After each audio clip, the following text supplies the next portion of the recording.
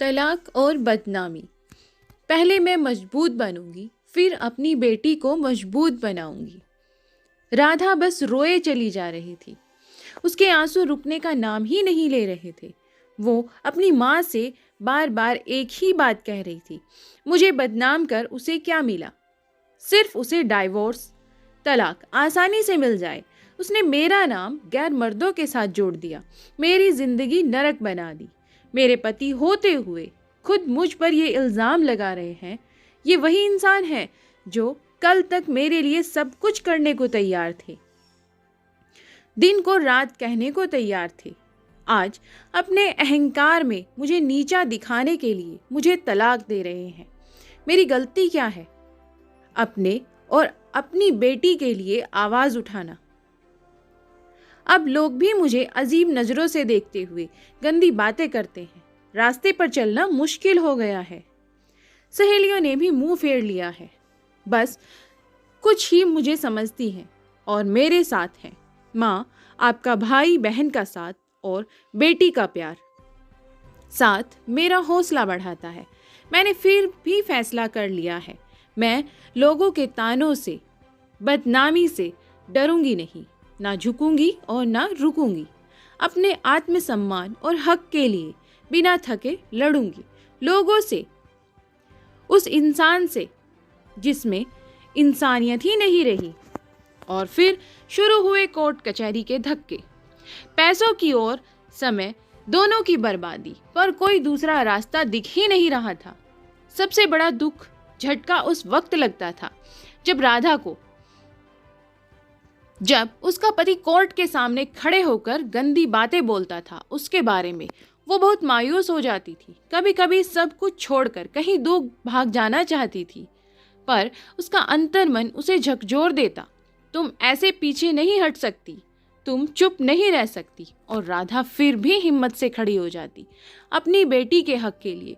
सोचती, मैं मजबूत बनूंगी, तभी अपनी बेटी को मजबूत बना पाऊंगी। जैसे जैसे कोर्ट में केस आगे बढ़ रहा था, राधा का आत्मसम्मान भी बढ़ता जा रहा था। राधा बेझिझक अपना काम करने लगी थी।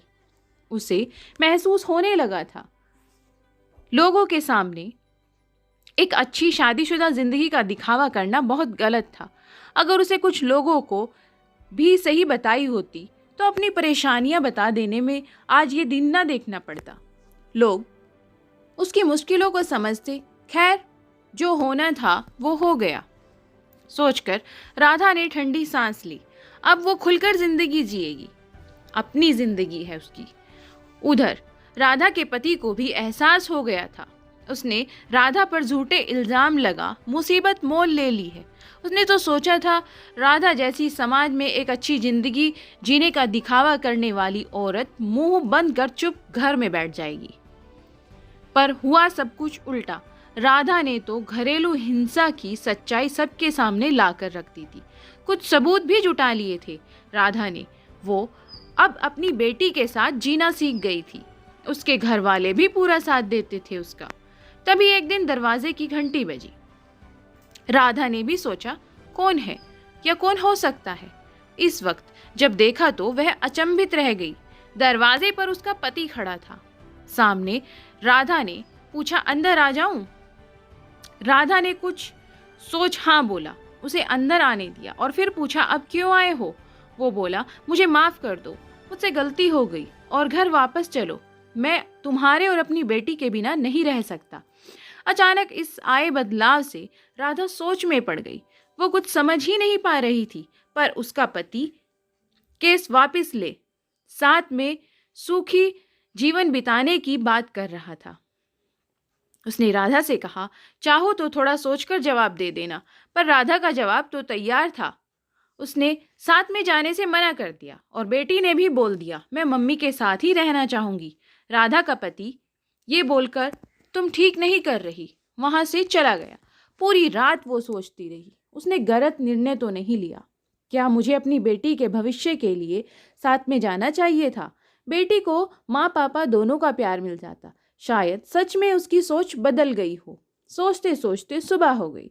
सब घर वालों में ने भी सोचा कि क्या किया जाए। इंसान बदल भी तो सकता है। पर सबने समझदारी दिखा, कुछ दिन इंतजार करने का सोचा। तभी केस की तारीख भी आ गई। राधा ने सोचा था आज पति के व्यवहार में पक्का निर्णय ले लेगी, और जो हुआ उसे सोचकर बाहर आ गई। पति का वही रूप पाया। राधा आज भी अपनी बेटी के लिए लड़ रही है, पर बस एक ही बात सोचती है, उस दिन उसका पति बदला रूप लेकर घर क्यों आया? क्या साथ जाना सही था, या अपने हक के लिए, अपने आत्मसम्मान के लिए लड़ना सही था? तो अगर आप चैनल पर नए हैं तो प्लीज़ चैनल को सब्सक्राइब